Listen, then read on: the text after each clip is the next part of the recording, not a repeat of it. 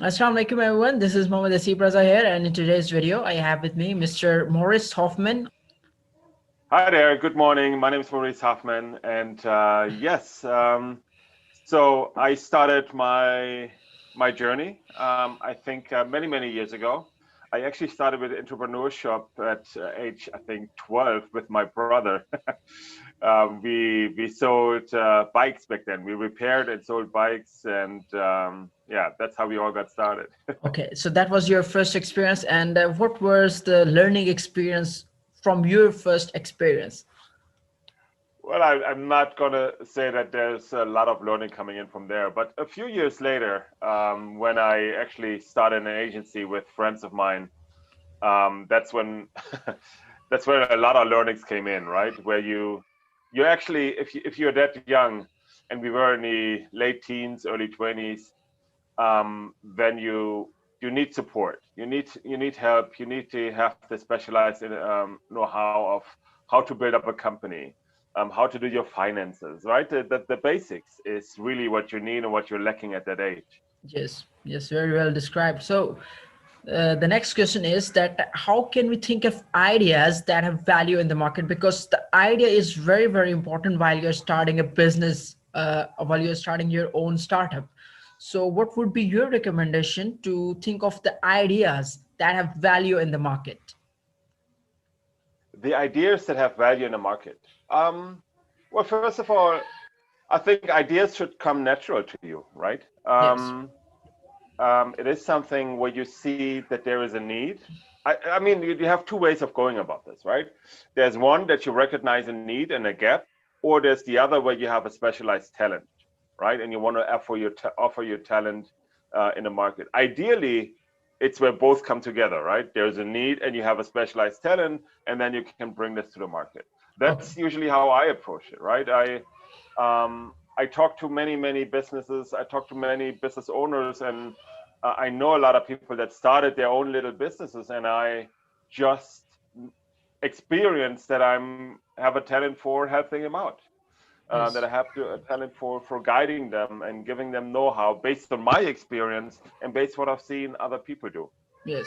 Well, there's another question arises right here. You have mentioned two things to go about the idea, that is passion, and then there is your need. So, if there is a conflict between your passion and the need in the market, then would you be sticking to your passion, or would you be switching the nature of the business according to the need in the market? Um, I I come maybe I'm a dreamer, right? But I come from a perspective of if you have a passion and you know other person that has a passion, right?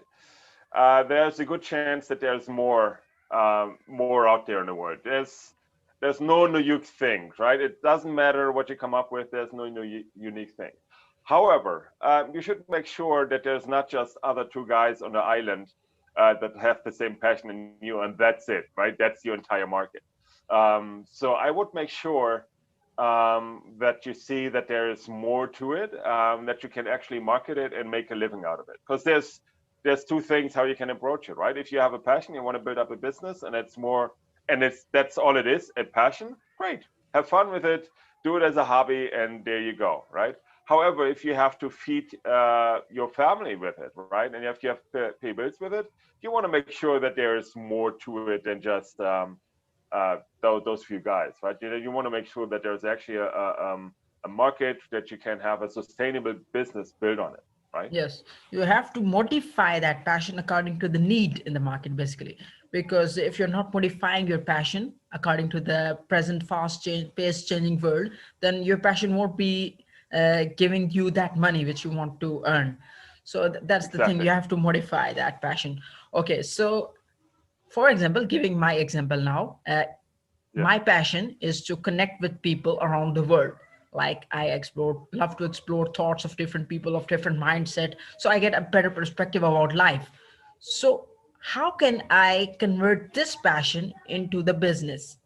If that is my passion, then what would be your suggestion about this? Um, and this might be funny, and this might also be the most German thing to say, is come up with a structure, Okay. right? Create a business plan, create a structure, have a because Because if you're very passionate, a couple of things get lost in translation very quickly, or lost in a bit daily struggle for getting it done. And that is the structure. That is the things that you have to do to transform your passion into a viable business, Yes. right? You need to have a marketing plan. You need to have a business plan. You need to make sure what your finance situation is, how you're going to make money, what's your product going to be like, what's your marketing going to be like, right? Something that I'm especially passionate about. And how do you actually go to market with your product or your services, whatever it is that you want to offer, right? And that is something else that you need. You need to have the passion, which is great. You need to have the structure to really give your passion all the power that it needs to get in business with it, right? Yes. So that's very well said by you.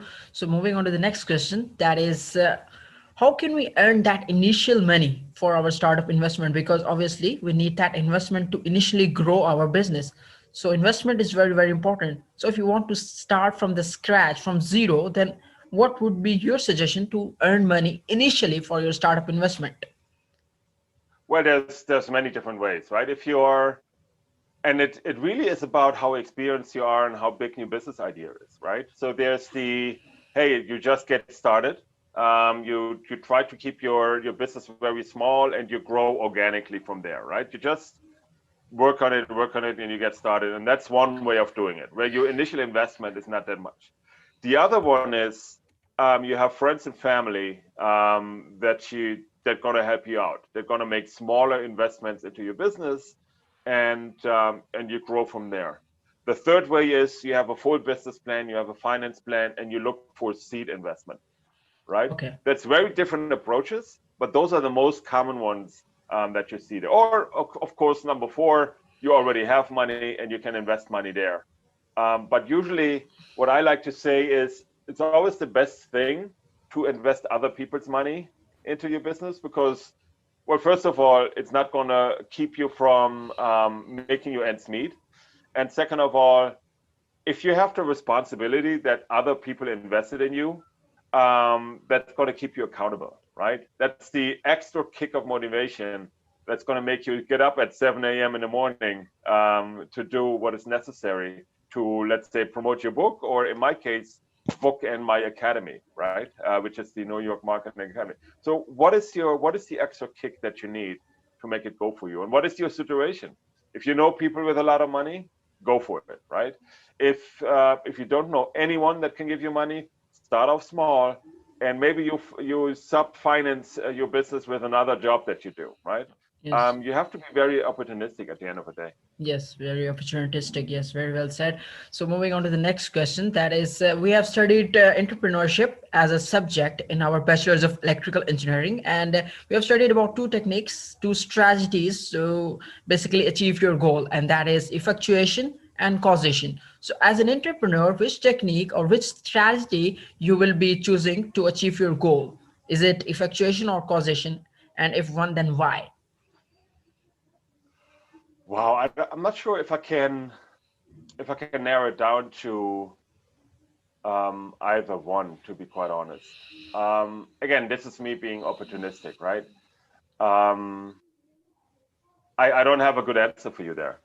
Okay. For the simple fact that I've done either way, simply because of what the respective situation was with my business, Okay. right?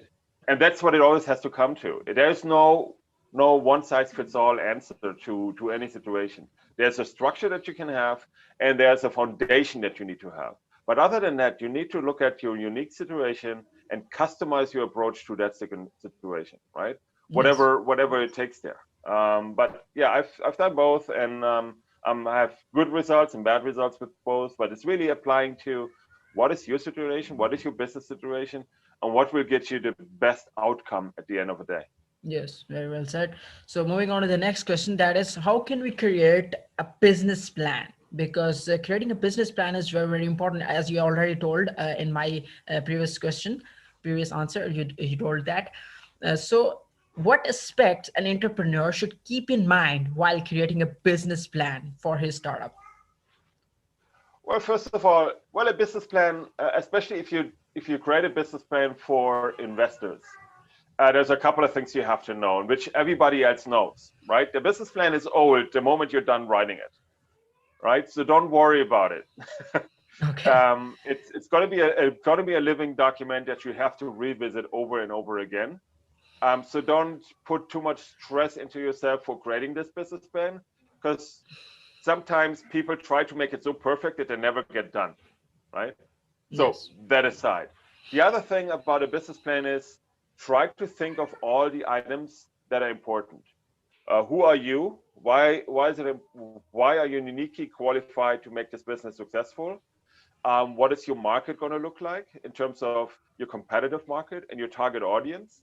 And then what it is that you actually want to do, your product, right? What is the competitive environment for your product? If that is something different than your company, if your company has multiple products, you have to do that for each product. And then really how you're going to market it, how you're going to make money with it, right? And then just get it done. Get this business plan done, the first volume of it, set it aside for a minute, come back a day later and redo it over again, right? Again, the most important thing is just write it and be ready to rewrite it a couple of times before you're actually done. Before everything is said and done, you have your investment. Yes, yes, very well said. So moving on to the next question, that is, how can we stay connected with high profile entrepreneurs, those who have already done that kind of a business? Because we need the experienced people with us to help us in our startup. Because as a student, if I want to start a business, then I need help from experienced people, those who are already in that Yeah, kind of field, that similar field. So what would be your suggestion that how can we stay connected with the right people of like-minded people? yeah. So I had a business partner in one software company, right? He was an older gentleman at the time in his 50s, and I was barely 30, so that's why he was older, right? And what he taught me is it's always okay to ask for help. People are more generous with their time and trying to help you if you just go ahead and ask them, right? Um, you want to be polite. You want to make sure that you don't take advantage of their time, but yeah, go ahead and ask people. For example, I have many people that reach out to me for individual sessions. I actually offer individual consulting sessions on my webpage where you can get 30 minutes for free, right? And I reach out to people on LinkedIn, for example, or similar platforms where I just say, hey, this is my situation. I know that you're very successful. Do you have a tip or two that you could send me for that applied to my situation, and just take it from there, right? Go to, well, right now it's not that easy to do, but go to other businesses and introduce yourself and try to gain that experience. What I've done, for example, when I started off with my agency for the TV production that we did back then, I took I over the weekends I sat in a TV station and offered guys lunch or dinner if they showed me how to edit, right? How to work in a big editing place that you used to have then when before the PCs were really around in that way, right? And that's how you do it. Just don't be shy, be polite, be honest, and just approach people and ask for help. Well, it isn't easy. That it is saying easy in the words, but it is very difficult to implement because no one, not everyone, is generous and humble as you are. Because people don't really respond when while talking about LinkedIn specifically. Uh, the people, the entrepreneur with so many followers, they get so many messages. So the effectiveness of that message is also very, very important to attract that person to reply you or to help you or to have a session with you. So we have been also been connecting for about, I guess, 2 or 3 weeks now. So yes, it is very important to have that effectiveness of message.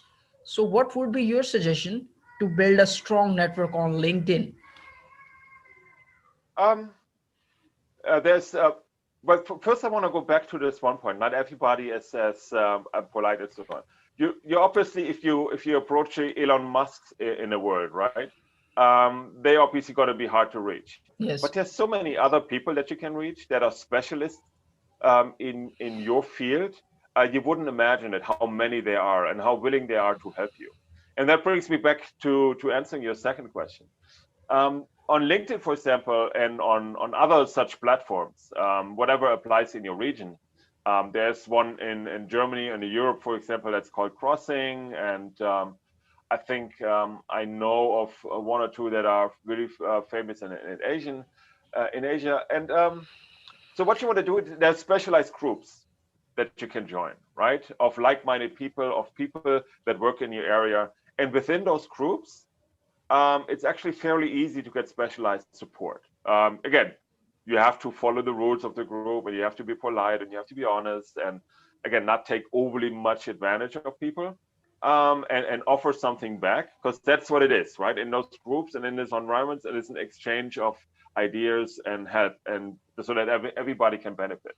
Yes. But in those groups, that's what I would suggest. Go into those groups, find like-minded people that are professionals, but maybe not the superstars, but already those professionals know a great deal, right? There's a lot of people like myself that really know what they are doing, and have been doing that for a long time. And go out and find those people. They are willing to help, because they've all been in the same situation. They've all been young. They've all been starting in their areas. Yes. So that's a very good answer by you. So moving on to the last question of this conversation, that is, what is your latest entrepreneurial project, and would you mind telling us? Yeah, good question. My latest one is what you see in my background. It's my New York Marketing Academy. It's an academy for startups, small businesses, or career changes that want to learn about marketing and how to build up a business. Right? It's how do I, for example, it's an academy, so you have different courses. My latest course that I'm recording right now is about financial forecasting. So how do you do your sales forecast? How do you do your forecast of your cash flow in over a year, right? That is something that you have to know to see if your sales funnel is good enough, and so on. And also, obviously, marketing, social media, digital marketing, how to create a business plan, a marketing plan, how Yes. to create a launch plan, and all these things is what you get at the academy. Yeah. So yeah, come to my page and book a session with me. It's for free. Yes, sure, sir. It would be a help for all those who will be booking with with you, and it's a really positive gesture that you're helping people for free, and it's really good to say. Yes. So thank you so much, sir, and that concludes our conversation. And thank you so much for the time. And is there any message you want to give to the people here in Pakistan at the end of this dialogue? Yes, we are a global world right now, right? Yes. You see it. I'm in Europe, you're in Pakistan, and we're talking about business. And that is technology really enables you. So don't be shy. Reach out. Don't be shy because of where you come from or whatever, however people react to you. There is polite people out there that will work with anyone. I've been around the globe and work with anyone and find great talent across the globe. So reach out and just keep rolling. Okay, so thank you so much. Yes, very positive message again. And thank you so much for the time, sir. Goodbye. Take care. Lots of